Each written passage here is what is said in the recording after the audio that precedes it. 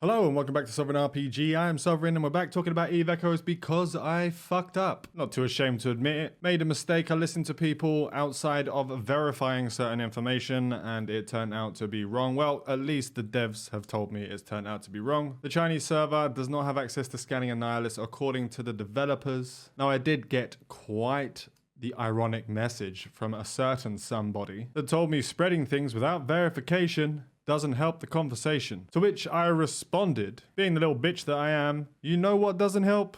Me asking you questions 3 days ago and you not answering. How am I supposed to verify silence? Oh, I understand that devs don't want to talk to me much anymore because I've been shitting all over their project.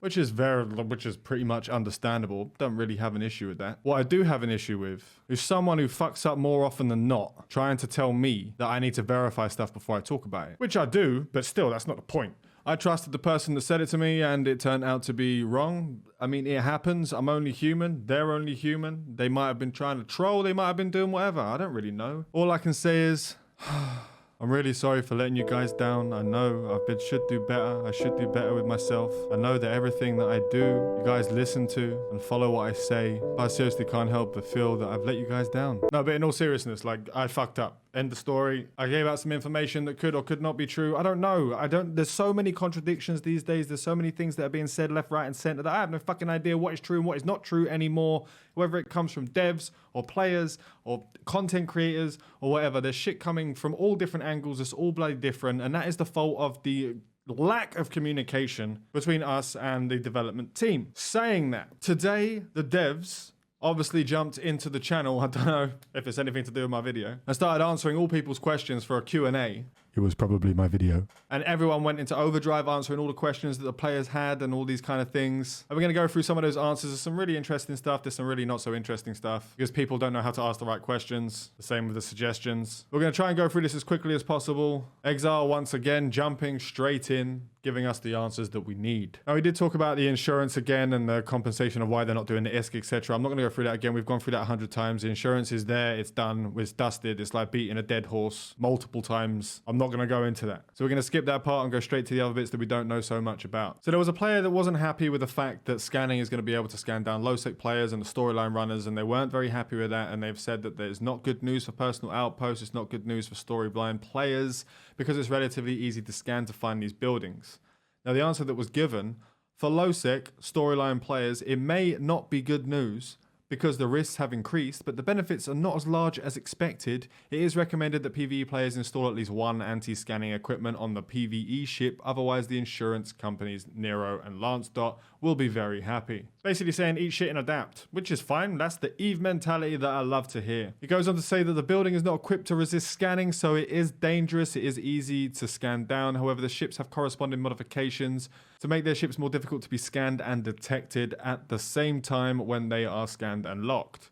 They will get a prompt message. Basically saying that the captured outposts are pretty easy to scan down already. The player ships are harder and you can actually add more modules onto the ship that actually makes it even harder to scan you down and to give you a pre-warning if it does so. He goes on to answer more questions. When the Nihilus space actually closes down, because we do know that it's going to be closing down 30 minutes after you've actually completed it, whether it's the dead space inside or the mining belt, once it's completed you have 30 minutes. It will not destroy you if the 30 minutes runs out. It will close down and you will just be ported back to the space that you started in. So there's not a worry about getting blown up. You just get ejected straight into the system that you started in. So there is that. That's good. That's okay. Although it would be nice to sort of have that timer on there and actually just get blown up if you're AFK in there or botting in there. That'd be quite nice. They will not be adding hacking to exploration. You can already just basically open the boxes that pop up there. I mean, the exploration scanning, the hacking that is in the game is actually just the boxes that you get at the end of a scout and at the end of an Inquisitor. So that's basically the hacking aspect of the game. They're not going to make you break into the boxes after you've killed all the enemies. That's fine. I don't see a problem with that. It does add some more gameplay though if they did have the hacking and they had sites that you could go in and hack and have a sort of little mini game without actually having to kill rats, but they have a lot on their plate right now. He also goes on to talk about the fact that there's 2 to 4 entrances, there's not more details on this just yet, but there's 2 to 4 entrances into the same pocket of Nihilus space. So there's going to be like 4 different entryways that can come from 4 different Nihilus space pockets that come from 4 different blah blah blah, and it goes on and on and on. And it goes on and sort of like can exponentially grow. I don't know how large they're going to be making it or how many they're going to actually make in there. Tokyo. They also talked about adding Nullsec Pirate NPC LP missions, and that is planned for the future, but it is a low priority. That's going to be doing your mission sets where you go in and you kill a certain mission and you get LP back and you use that LP to buy from a store. Nihilist Space has mass limits based on the tech level of the spawned anomaly, which is quite interesting. So high level can have battleships enter, but low level can't. But there is no limit to the amount of people that can go into a Nihilist Space, unlike some of the things that actually happen within the Abyssal Space in EVE Online. And there's no limit on how many can go in and go out. There's no mass limit that actually respawns it because it's not wormholes. They also went on to talk about how they know destroyers are broken and are planning to specifically focus on them later in the year. So basically after all the planned content is done in regards to someone complaining about bots opening end space and bot mining operations. They also talked about factional warfare, which may be coming after the arenas. The arenas are going to be like the first implementation, and then they'll grow it into factional warfare at a later time. It's not ruled out, and they do know that a lot of players are interested in the factional warfare, but they prefer to start with the simple things such as arena. They also talk about if you're scanning ships in anomalies. Now, what we knew before was that it's going to be warping to 0, so it's quite interesting to know that it's actually changed. Once you scan the ship down, you will warp to the ship itself on top of it, which is really nice. But also, like Exile even said that it could be a trap on the other side, so you got to be careful when you're warping into those ships. There'll be no notifications for everyone in the system if a gravity well has been generated, and there's a probability that gravity wells will be scanned down by other people. And other people can enter and kill your ships. And Nero Augustus himself wanted it to not be safe at all. He wanted end space to be completely unsafe. So you can thank him for that. I don't know if you guys are going to enjoy